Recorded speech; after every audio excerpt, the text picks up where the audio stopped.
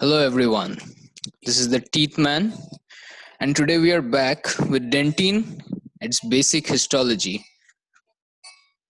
Now, I would like to thank all of you lovely people for showing me the support on my first video, and, just thank you. So today we are studying dentin. Dentin is the bulk of the hard tissue in the tooth. It is the most abundant hard tissue in the tooth, and the dentin forms junction with enamel in the crown and cementum in the root. So it covers the pulp in the root and in the crown. It is composed of approximately 70% inorganic, 20% organic, and 10% water. The inorganic substance is usually very small hydroxyapatite crystals, and the organic component is 90% type 1 collagen and 10% of non-collagenous proteins like growth factors and dentin, phosphoproteins, sialoproteins, proteoglycans, GLO-proteins, uh, metalloproteinases, growth factors like insulin growth factors, insulin-dependent growth factors, transforming growth factors, bone morphogenetic growth factors, and it also has 2% lipids. So the basic unit of a dentinal tissue is the dentinal tubule. It is a tubule that contains the odontoblastic process from the odontoblast cell and a nerve fiber, antigen presenting cells, and dentinal fluid. Now, this is the odontoblastic cell. Dentin surrounds and protects the dental pulp. It means that it is basically the layer that is between the enamel or the cementum and between the pulp.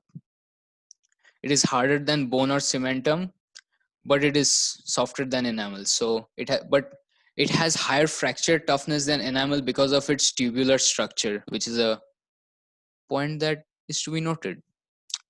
Now, both the dentin and pulp originate from the dental papilla, which is a mesenchymal tissue, and the cell body of the odontoblasts rest in the dentin pulp interface.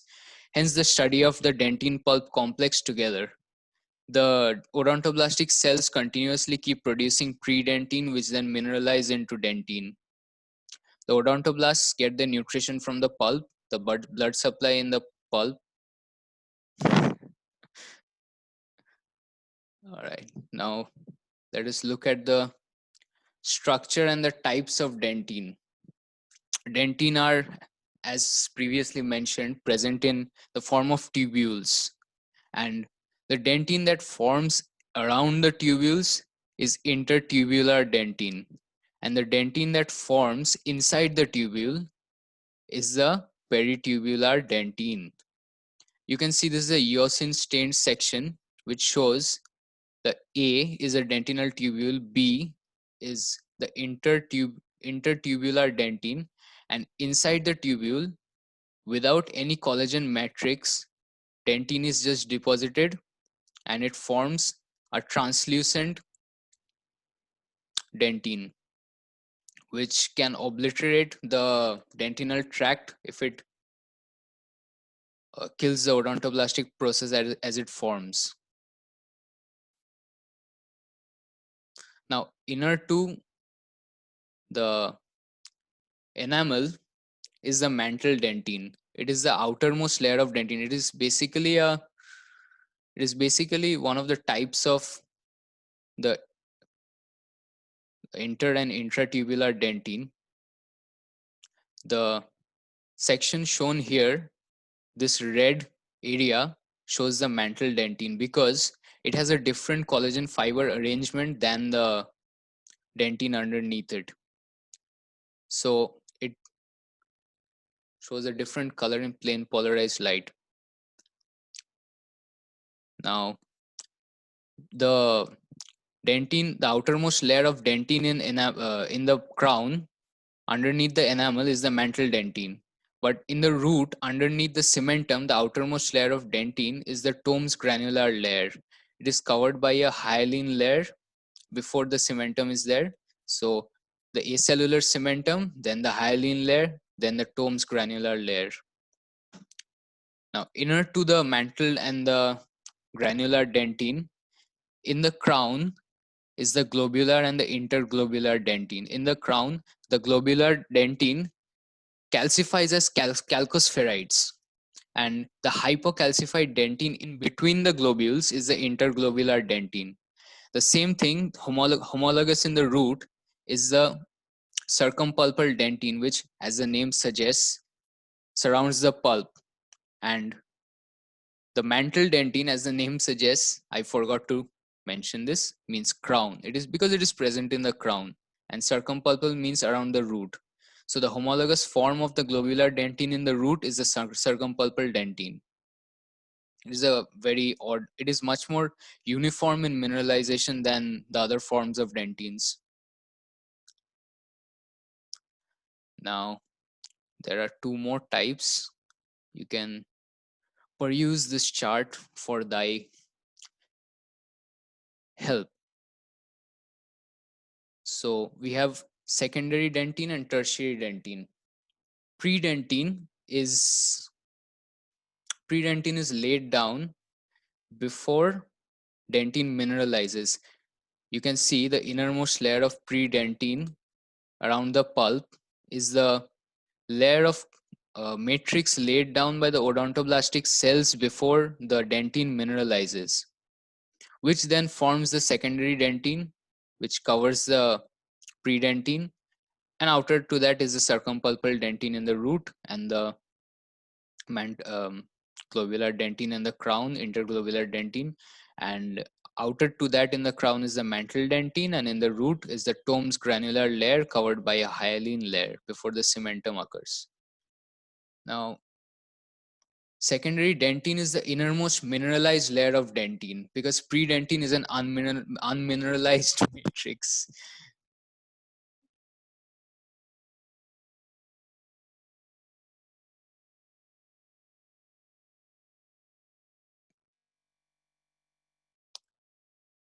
Another form of dentin is the sclerotic dentin, which forms inside the dead tracts of odontoblastic dead tracts which do not have odontoblastic processes, where the odontoblastic process has died and degenerated. And tertiary dentin forms in case of any serious injury or insult to the dentin. It is basically a reparative form of dentin, a restorative form. Now, there are age lines, just as in enamel, present in the dentin. Here in the picture of this section, you can see the enamel showing the neonatal line, and in the dentin, you can see the neonatal line. Because when the enamel and the dentin is formed, the odontoblasts move towards the root as they calcify the dentin, and the enamel organ moves outwards. So, as the enamel calcifies, there is a age line present to show when the baby was born. So we can use enamel and dentin for determining the age of a certain individual. Now, there are various theories of why sensitivity occurs in teeth. It is a very common part of dental knowledge. But one of the main theories is the hydrodynamic theory of movement of dentinal fluid that is picked up by the subodontoblastic neural plexuses. When heat or cold is applied to the teeth or any sort of mechanical trauma, the dentinal fluid tend to expand or contract, which is picked up by the odontoblastic nerve endings, which then produce the hypersensitivity that often causes pain if the dentinal tubules are exposed due to demineralization of the enamel or the dentin caused by any sort of injury or caries. So that is all for dentin, and I would like to thank the writers of oral histology Embryology and Anatomy by Berkowitz, Bernard, and Holland, and the writers of 10 Kates, Oral Histology, and the writers of Orban's Oral Histology, and all the publishers for the excellent texts that we get to study. And thank you for studying with me, and please like, share, and subscribe. Thank you.